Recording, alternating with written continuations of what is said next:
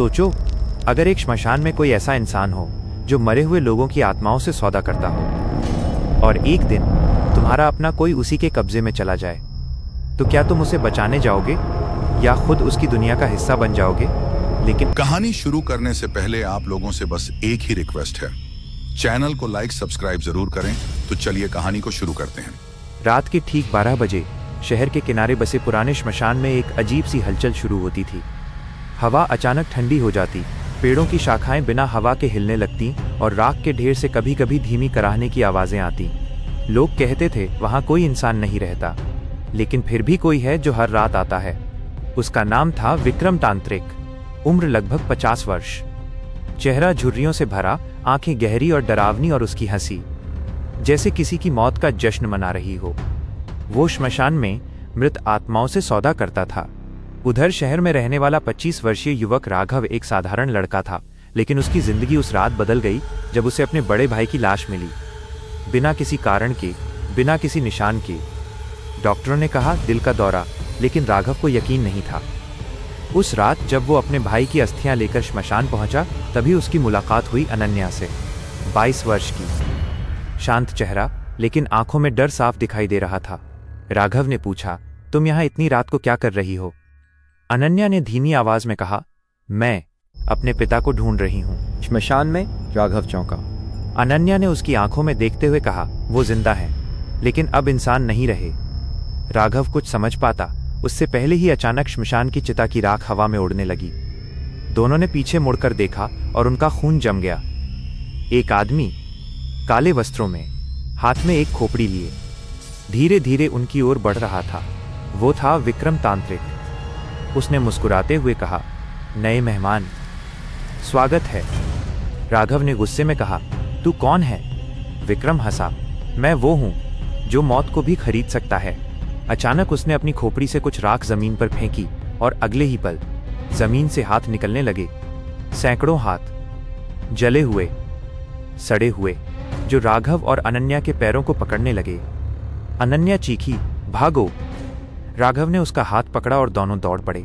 पीछे से विक्रम की आवाज आई, भाग सकते हो लेकिन बच नहीं सकते। दौड़ते दौड़ते अनन्या गिर पड़ी। राघव रुका नहीं, वो वापस लौटा। उठो, उसने जोर से कहा। अनन्या ने डरते हुए कहा, वो हमें नहीं छोड़ेगा, उसने मेरे पिता को भी। राघव ने उसका हाथ कसकर पकड़ा, जब तक मैं हूं तुम्हें कुछ नहीं होगा। यह पहली बार था जब अनन्या की आंखों में डर के साथ एक भरोसा भी दिखा। लेकिन तभी उनके सामने रास्ता बंद हो गया। एक दीवार जो पहले वहां नहीं थी, और उस दीवार पर खून से लिखा था, अब तुम दोनों मेरे हो। पीछे मुड़कर देखा, विक्रम उनके बिल्कुल पीछे खड़ा था। उसने धीरे से कहा, आज एक नहीं 2 आत्माओं का सौदा होगा। राघव ने गुस्से में पास पड़ी लकड़ी उठाई और उस पर हमला किया, लेकिन जैसे ही उसने वार किया, विक्रम गायब हो गया और अगले ही पल वो राघव के पीछे खड़ा था। उसने राघव के कान में फुसफुसाया, तुम्हारा भाई अभी भी यहीं है। राघव की आंखें फैल गईं। क्या? विक्रम ने उंगली से इशारा किया और राघव ने देखा एक चिता के पास उसका भाई खड़ा था, लेकिन उसकी आंखें पूरी तरह सफेद थीं और वो धीरे धीरे उनकी ओर बढ़ रहा था। अनन्या कांपते हुए बोली, अब तुम समझे वो क्या करता है? राघव की सांसें तेज हो गईं, लेकिन इस बार उसके अंदर डर से ज्यादा गुस्सा था। मैं तुझे खत्म कर दूंगा। विक्रम हंसा, पहले अपने भाई को बचा लो। और तभी उसका भाई अचानक दौड़ता हुआ राघव पर झपट पड़ा। रात के ठीक सन्नाटे में राघव के सामने उसका अपना भाई खड़ा था, लेकिन वो अब वैसा नहीं था। उसकी आंखें पूरी तरह सफेद थीं, चेहरा राख से सना हुआ और होठों पर एक डरावनी मुस्कान थी। भाई! राघव की आवाज कांप गई, लेकिन जवाब में केवल एक भयावह गुर्राहट सुनाई दी, आघव। अगले ही पल वो राघव पर झपट पड़ा। राघव ने खुद को बचाने की कोशिश की, लेकिन उसका भाई असामान्य रूप से शक्तिशाली हो चुका था। उसने राघव का गला पकड़ लिया और उसे जमीन पर पटक दिया। अनन्या चीख पड़ी, नहीं, उसे मत मारो। राघव सांस के लिए तड़प रहा था। उसकी आंखों के सामने सब धुंधला होने लगा। तभी अनन्या ने पास पड़ी जलती हुई लकड़ी उठाई और राघव के भाई के हाथ पर दे मारी। छटाक! एक तेज चीख गूंजी और वो पीछे हट गया। राघव ने तुरंत उठकर अनन्या का हाथ पकड़ा। भागो! दोनों पूरी ताकत से दौड़ने लगे। श्मशान के बाहर निकलते ही हवा अचानक शांत हो गई, जैसे कुछ हुआ ही न हो। दोनों हांफते हुए रुक गए। अनन्या की आंखों से आंसू बह रहे थे। अब तुम समझे वो क्या है? राघव ने गुस्से में मुट्ठी भींच ली। वो इंसान नहीं है, वो राक्षस है। अनन्या ने धीमे स्वर में कहा, वो आत्माओं को अपने वश में कर लेता है और फिर उन्हें अपने लिए इस्तेमाल करता है। मेरे पिता भी। राघव ने उसकी ओर देखा। तुम्हारे पिता? अनन्या ने सिर झुका लिया। वो पहले एक साधारण आदमी थे, लेकिन एक दिन वो विक्रम के संपर्क में आए और फिर उसकी आवाज भर्रा गई। वो बदल गए और एक रात उन्होंने मेरी मां को मार दिया। राघव चौंक गया और उसके बाद वो खुद गायब हो गए। कुछ पल के लिए दोनों के बीच सन्नाटा छा गया। फिर राघव ने धीरे से कहा, हम उसे रोकेंगे। अनन्या ने उसकी ओर देखा। तुम पागल हो गए हो? वो हमें भी मार देगा। राघव ने उसकी आंखों में देखते हुए कहा, अगर हम नहीं रोकेंगे तो वो और लोगों को मारेगा। अनन्या कुछ बोल नहीं पाई। पहली बार उसे लगा कि वो अकेली नहीं है। धीरे धीरे उसके चेहरे पर एक हल्की सी मुस्कान आई। ठीक है, मैं तुम्हारे साथ हूं। उसी समय पीछे से एक धीमी आवाज आई, तुम दोनों सच में उसे रोकना चाहते हो? दोनों चौंक कर मुड़े। एक बूढ़ा आदमी, सफेद दाढ़ी, हाथ में त्रिशूल और आंखों में एक अजीब चमक। मैं जानता हूं, उसे कैसे हराया जा सकता है। राघव ने पूछा, कौन हो तुम? बूढ़े ने कहा, मैं वो हूं जिसने उसे बनाया था। दोनों के पैरों तले जमीन खिसक गई। क्या? बूढ़े ने गहरी सांस ली। विक्रम पहले मेरा शिष्य था, लेकिन उसने काली शक्तियों का गलत इस्तेमाल किया और अब वो खुद एक अभिशाप बन चुका है। अनन्या ने घबराते हुए पूछा, तो उसे कैसे रोका जा सकता है? बूढ़े ने कहा, उसकी शक्ति एक वस्तु में बंधी है। राघव ने उत्सुकता से पूछा, कौन सी वस्तु? बूढ़े ने धीरे से कहा, एक खोपड़ी जिसमें उसने अपनी आत्मा का हिस्सा कैद कर रखा है। राघव को तुरंत याद आया, वो खोपड़ी जो उसके हाथ में थी। बूढ़े ने सिर हिलाया, हाँ, अगर वो टूट गई तो उसकी शक्ति खत्म हो जाएगी। अनन्या ने कहा, तो हम उसे तोड़ देंगे। बूढ़ा अचानक जोर से हंसा, इतना आसान नहीं है। उसकी आंखें अचानक लाल हो गईं और उसके चेहरे पर एक डरावनी मुस्कान फैल गई, क्योंकि वो खोपड़ी मेरे पास है। अगले ही पल उसका शरीर बदलने लगा और कुछ ही सेकंड में वो बूढ़ा आदमी विक्रम तांत्रिक में बदल गया। राघव और अनन्या के चेहरे से खून उतर गया। विक्रम हंसा, तुम दोनों को फंसाना इतना मुश्किल भी नहीं था। अचानक चारों तरफ से आग की लपटें उठने लगीं।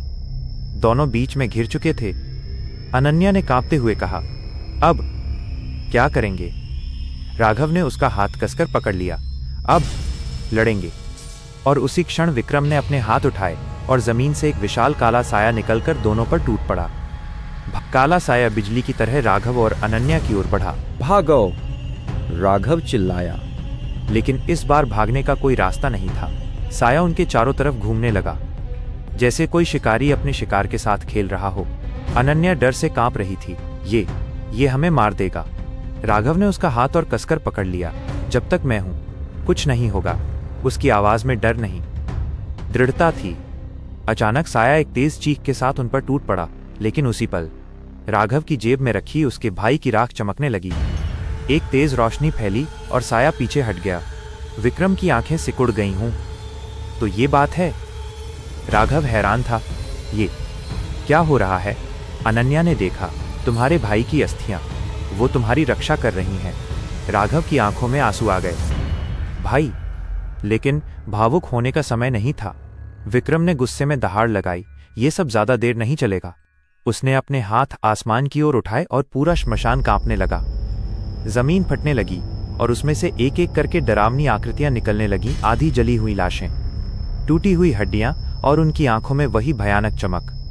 अनन्या ने कांपते हुए कहा, ये सब उसकी सेना है। राघव ने चारों तरफ देखा। अब लड़ाई से बचना नामुमकिन था। उसने पास पड़ी एक लोहे की रॉड उठाई। पीछे रहो। पहला साया उस पर झपटा। राघव ने पूरी ताकत से वार किया। धड़ाम! साया कुछ पल के लिए बिखर गया, लेकिन फिर से जुड़ गया। ये मरते नहीं हैं। राघव चिल्लाया। अनन्या ने अचानक कुछ याद किया। आग, इन्हें आग से नुकसान होता है। राघव ने तुरंत पास की जलती लकड़ी उठाई और अगले साये पर दे मारी। इस बार साया चीखा और राख बनकर बिखर गया। काम कर रहा है, राघव चिल्लाया। दोनों अब साथ मिलकर लड़ने लगे, हर वार, हर चीख। हर कदम मौत से जंग थी। इसी बीच अनन्या फिसल गई। एक साया उसकी ओर बढ़ा। अनन्या! राघव चिल्लाया। वो पूरी ताकत से उसकी ओर दौड़ा और साये को धक्का देकर दूर फेंक दिया। दोनों जमीन पर गिर पड़े। कुछ पल के लिए उनकी आंखें मिली। डर के बीच एक अजीब सा एहसास था। अनन्या ने धीमे से कहा, तुम पागल हो, अपनी जान खतरे में डाल दी। राघव हल्का सा मुस्कुराया, तुम्हारे लिए कुछ भी। अनन्या का चेहरा हल्का लाल हो गया। लेकिन तभी बहुत हुआ ये नाटक। विक्रम की गूंजती हुई आवाज आई। अचानक सारे साये रुक गए। विक्रम धीरे धीरे उनकी ओर बढ़ा। अब खेल खत्म।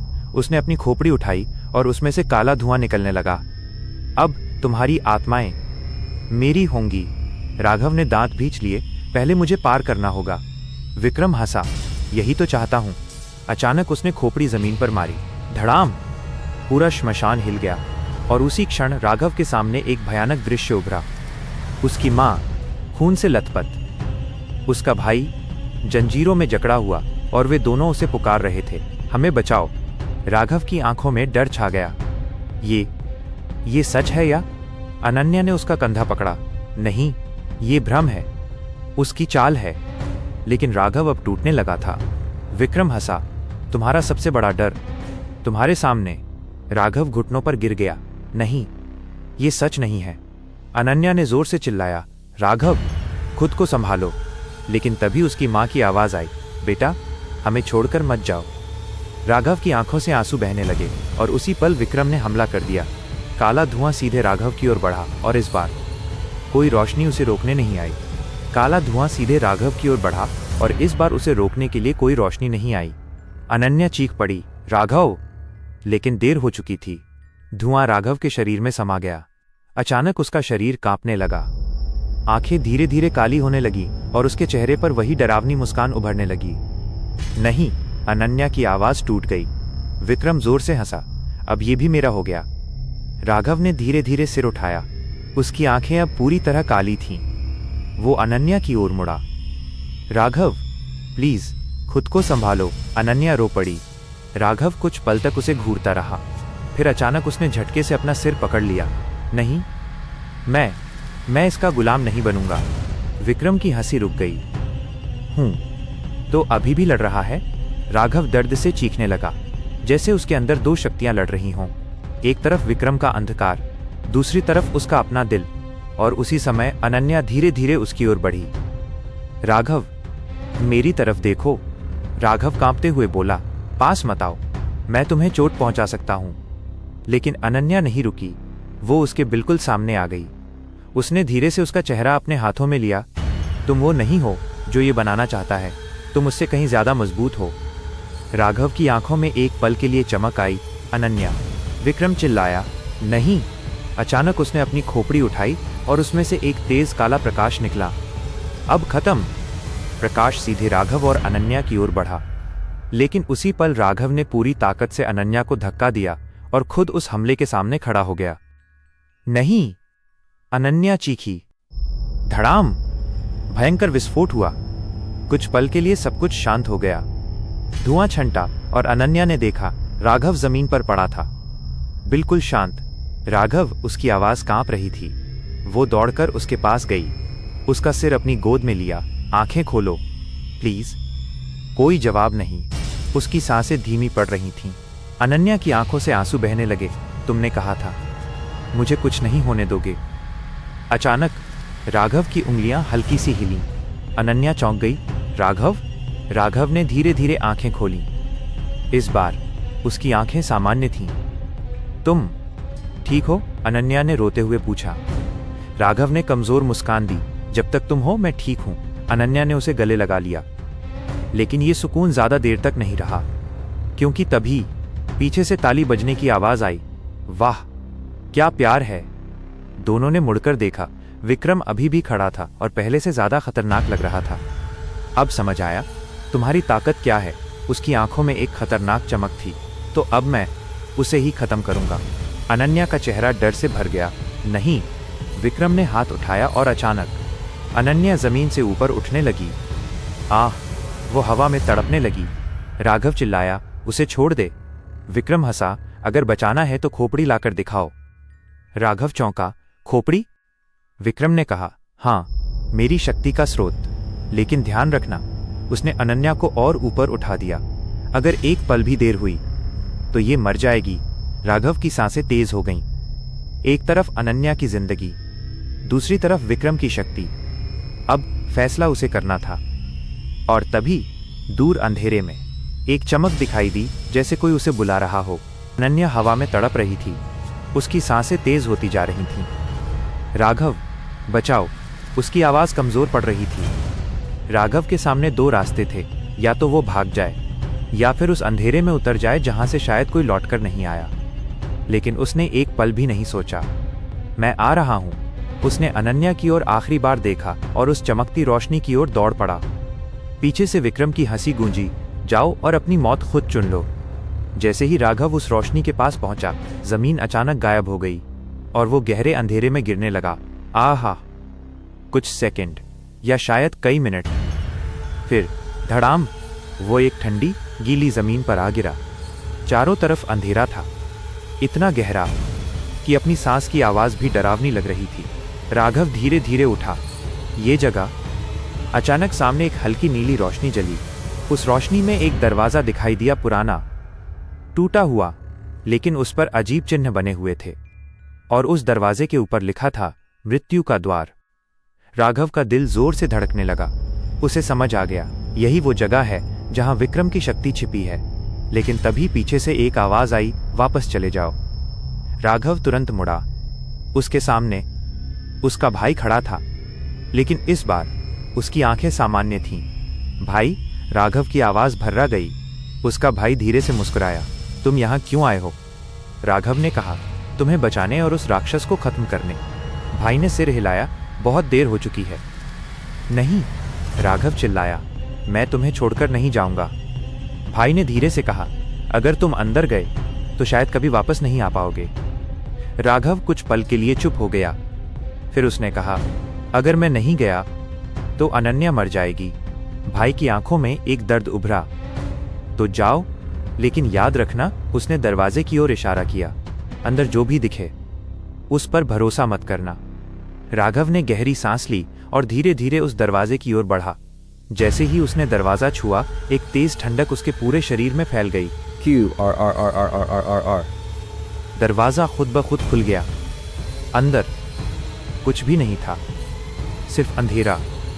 राघव ने एक कदम अंदर रखा और उसी पल दरवाजा उसके पीछे बंद हो गया। धड़ाम! अब वो पूरी तरह अंदर फंस चुका था। अचानक चारों तरफ से फुसफुसाहटें आने लगीं। मर जाओ, तुम नहीं बचोगे, सब खत्म हो जाएगा। राघव ने अपने कान बंद कर लिए। नहीं, ये सब झूठ है। लेकिन तभी उसके सामने एक दृश्य उभरा, अनन्या जमीन पर पड़ी हुई और विक्रम उसके ऊपर खड़ा हंस रहा था। तुम देर कर चुके हो। नहीं, राघव चिल्लाया। वह उस दृश्य की ओर दौड़ा, लेकिन अचानक जमीन फट गई और वो फिर से गिरने लगा। लेकिन इस बार नीचे कोई जमीन नहीं थी, सिर्फ आग, जलती हुई आग। राघव सीधा उस आग में गिरने वाला था और तभी किसी ने उसका हाथ पकड़ लिया। मैंने कहा था, भरोसा मत करना। राघव ने ऊपर देखा, वो उसका भाई था, लेकिन इस बार उसकी आंखों में डर था। ये जगह जिंदा है, राघव ने घबराकर पूछा, मतलब? भाई ने कहा, ये तुम्हें तोड़ने की कोशिश कर रही है। अचानक उसका हाथ फिसलने लगा। नहीं, राघव चिल्लाया। भाई की पकड़ कमजोर पड़ रही थी। अगर तुम गिर गए तो। और तभी उसका हाथ छूट गया। राघव सीधे आग की ओर गिरने लगा। लेकिन असली खेल तो अब शुरू हुआ है। क्या राघव उस खतरनाक तांत्रिक को हरा पाएगा या खुद अंधेरे का हिस्सा बन जाएगा? जानने के लिए देखो इसका अगला भाग, पार्ट 2।